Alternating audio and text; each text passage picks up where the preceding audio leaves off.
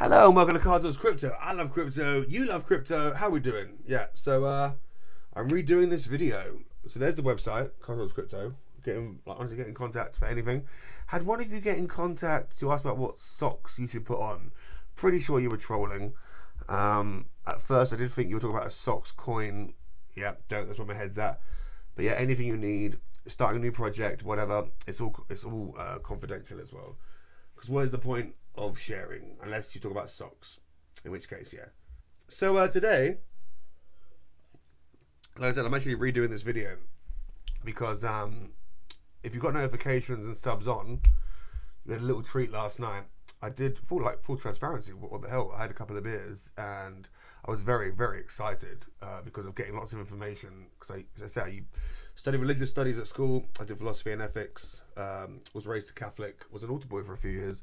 I actually went to a convent and I was taught by nuns. No longer technically Catholic. However, I do celebrate Durga Puja, Holi, Diwali, Christmas. Not so much Lent anymore.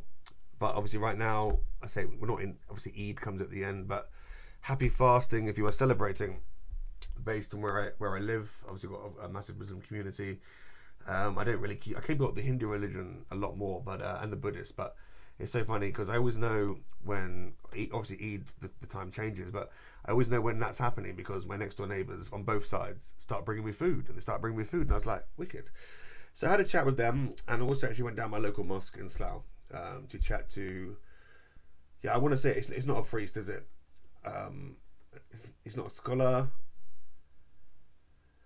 I think a couple of guys that basically work in the mosque, who work there all the time, and basically I wanted to chat about this for like a year, and it's doing it in the right way, which is why I thought let's redo the video out of respect as well, and not have a few beers, etc. Because yeah, we're talking about haram, and haram is obviously forbidden, for forbidden fruit, shall we say.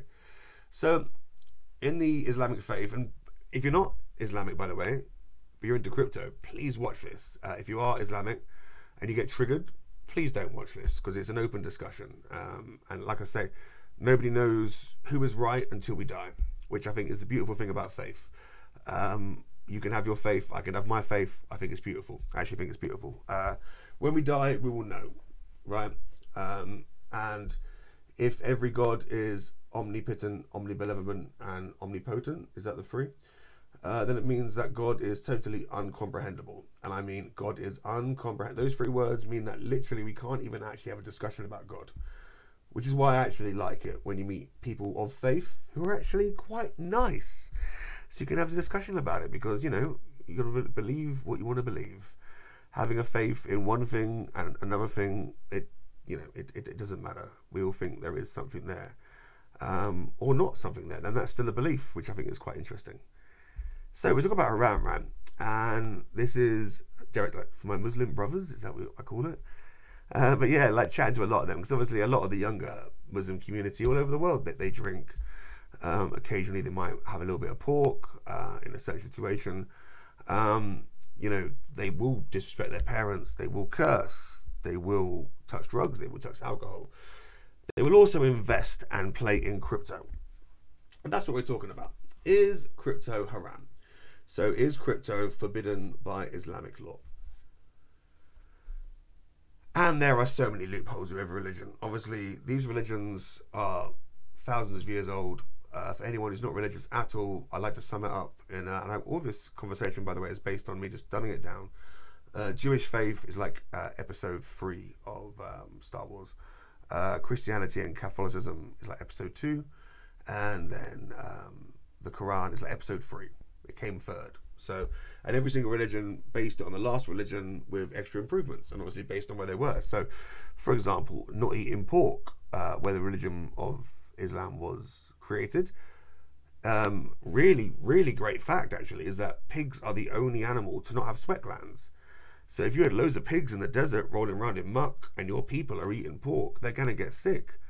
That's a really, really smart thing to do for your people.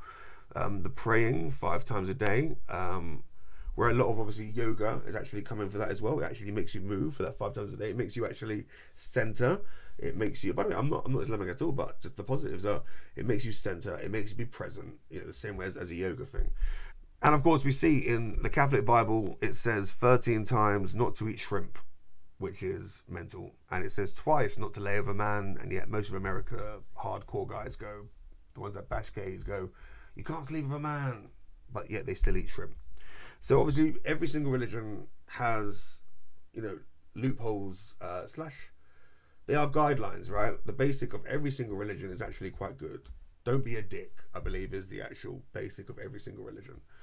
And then you can interpret things how you want. Now, of course, like I said, there are actions, cursing, fornication, murder, disrespecting one's parents, certain types of politics and policies, and yeah, drugs and alcohol and investing. Now, of course, like I said, lots of people do tailor in those, and there are actually reasons why you can, which I thought was great. So if you've got any reasons for me as well, please drop below, because I find it fascinating, absolutely fascinating. So we're looking at exceptions, obviously, on the internet, and even though we're using Google right now, obviously Islam is one of the biggest religions in the world, so it is going to be here.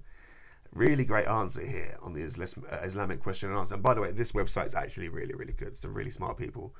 So there are some exceptions. Obviously, you know, if you're if you're starving to death and there's pork there, you can eat pork. Like, don't be a dick, as I say.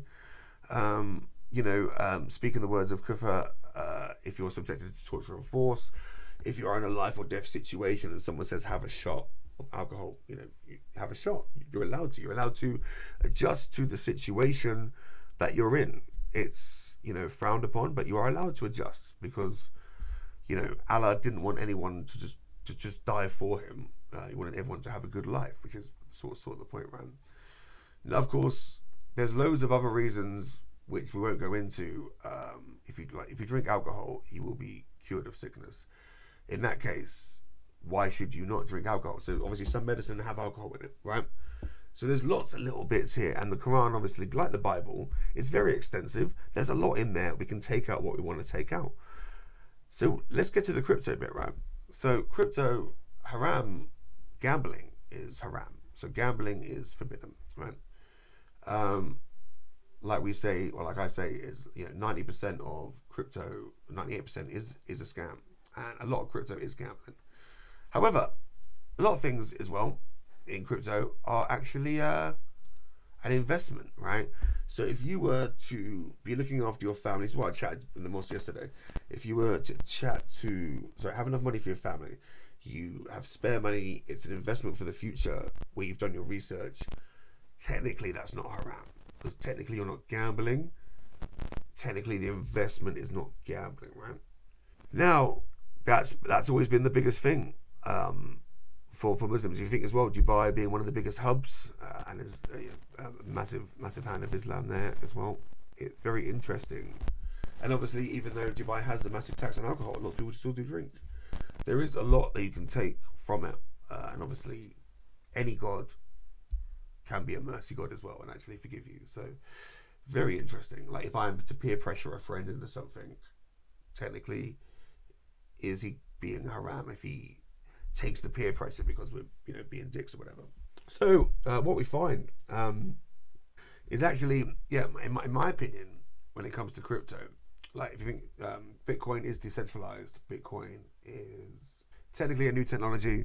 It technically could be seen as investing, or is it moving towards the future, which obviously the Quran also says about embracing the future and adapting, and like I say, adapting to your surroundings, which is one of the really key points I like about the Quran, which a lot of people don't actually seem to take on board. As you say here, if you're sick, it's fine. You know, if you're already looking after your family, you aren't being disrespectful, you aren't cursing people, technically you're doing the right thing by investing in crypto. I personally think it is. So I chatted at the Blockchain Expo, and we had Casecoin. Casecoin were hilarious for me at the time. I'm really sad to see, actually, they didn't do CoinMarketCap. They did loads of events, which was really, really cool. They didn't like me when they first met me. They liked me when they met me afterwards. Yeah, but I think it's because I met them when I was drinking a beer at first. But they liked me afterwards. We had a proper chat, and they got on the stand. And basically, at the time, this was almost a year and a half ago, They advertise themselves as the only coin to have if you are Muslim. And I totally disagreed with this. I was like, hang on. Isn't that haram in itself? In my opinion. Because I was like, segregation, investing, but at the same time, targeted, right? Now, Hazecoin, ironically, have actually gone away from the whole, we are the only Islamic. Oh, no, we are. Okay, now they're saying they're the first Islamic ecosystem. Awesome. But they were like, we're the only Islamic coin you should get involved with. And they got torn apart on the stand. Absolutely torn apart. I was waiting to tear them apart myself in a nice way. Just want to ask about what's going on. But no, we had a lovely lady who I've met a couple of times. If you're watching, please comment, because I don't have any details. And she literally is a devout Muslim. And she was absolutely inspiring to speak to, because she had a very, very clear understanding of the Quran. She had a very clear understanding of her faith. She had a very clear understanding of blockchain and DeFi and what it meant and the difference between certain coins and being haram. She tore this project apart. Oh my days. I think she was maybe one of two Islamic people in the group on the audience, and she tore them apart. And I was so happy because I learned so much from the questions she asked, which is why I see Hazecoin now. I've gone away from being like, we're the only Islamic coin, which I think is great. Just, yeah, to be honest, never really got involved with them because, yeah, they've. I mean, maybe they should have stayed with their guns and said we're the only Islamic coin. But yeah, they sort of messed up there. And of course, we actually have Islamic coin as well.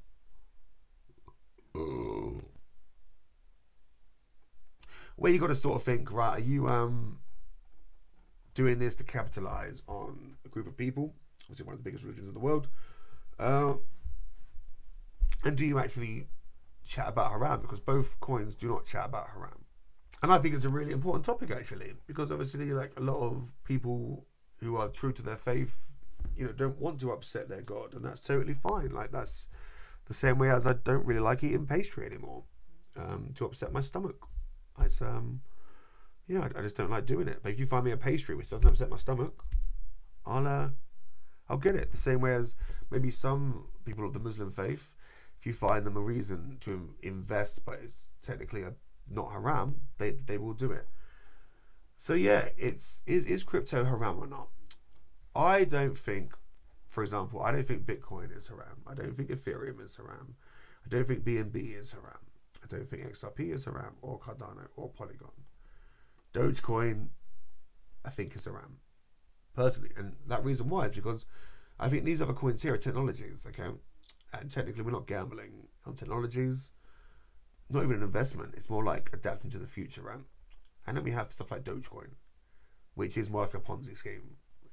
And for me, that is haram. And by the way, please, if you're of the Muslim faith, please drop in the comments. I would love to be educated. I'd even love to get, I've actually got a couple of friends who said I could actually interview them on this because, you know, people, we all do things which the faith might say we can't technically do that, but technically we can. Like, very interesting for me, yeah. So for example, like Catholics, how I was raised originally, like obviously half Irish as well, everybody gambles, right? However, technically gambling is not permitted in the Catholic faith if it intervenes with your life. So technically, if you're a millionaire, gamble all you want. Kind of mental, right? So yeah, we'll look at the Catholic faith next. But at the same time, no one, you know, the biggest issue that comes up is haram. And happy fasting to anybody who is fasting. Happy fasting, and I'm excited for Eid to come up. But yeah, any comments, please drop in. I would love to have a chat with somebody again. That's why I'm gonna have to jump down to the mosque next week and have a little chat.